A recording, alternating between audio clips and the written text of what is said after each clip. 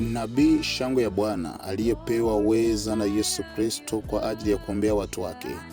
Mara akiwa anaombea, ilionekana mwanamke huyu ana majini ambayo yanamchukua muda wote kumtoa kafara.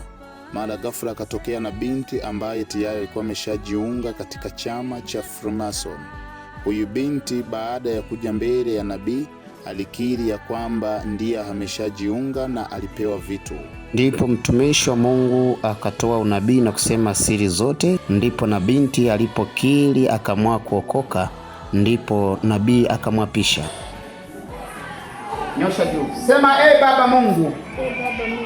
Kuanzia leo nimetoka katika chama cha Freemason. Nimeapa kuokoka mbele za watu wote. Baba, nikirudia wewe mwenyewe ndo uniue, uniondoe duniani. Lakini nimeokoka na nimetangaza rasmi ya kwamba nimetoka kwenye chama cha Freemason. Ninaamini sitokufa wala hakuna kitakachonigusa na niko salama kwa jina la Yesu. Amen. Naomba muamini. Tazama huyu binti baada ya kuapa na kuokoka, Yesu Kristo akaamua kuokoa huyu binti. Huyu binti inasemekana alikuwa akitoa mimba, akimwaga damu, akisababisha ajali na mambo mengine. Lakini baada ya kufika kwa mtumishi wa Mungu Nabii Shangwe ya Bwana, cheki anavyofunguliwa. Yesu Kristo ni mweza. Tazama nguvu za muovu, nguvu za joka ambavyo zinamtoka na mtoto anatolewa katika chama cha Freemason. Yesu anaweza. Yesu ni mwenye nguvu. Ninaomba uamini kupitia video hii.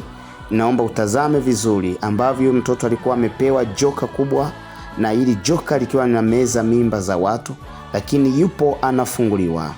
Mwana wa Mungu, na kuomba ni wakati wa kuokoka, ni wakati wa kusimama na Mungu, ni wakati wa kumpokea Kristo awe mkombozi na mwokozi. Mtumishi wa Mungu akamsogelea na akanyosha mkono wake kwa ajili ya kumwombea. Yesu Kristo, mtoto huyu namuweka mbele machoni pako. Ninamkomboa katika mikono ya Freemason. Baba, ninaomba umkomboe kwa damu yako Bwana iliyomwagika msalabani.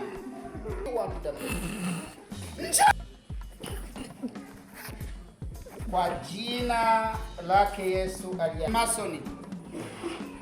Kwa jina lake Yesu aliye hai. Tumkomboa mtoto huyu hapo.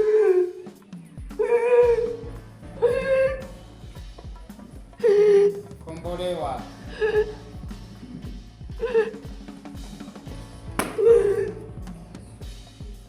In Jesus Christ's name. Thank you.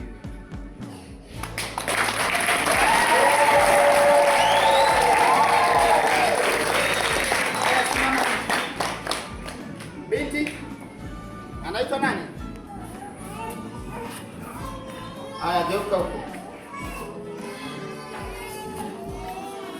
Geuka. Aya, ni kipi unasikia? Baada ya hapo nabii akamwagizia binti na akatutuma tuende naye kuleta vyote alivyokuwa amepewa kutumia. Ipanga safari tukaenda kijijini kwa huyo binti.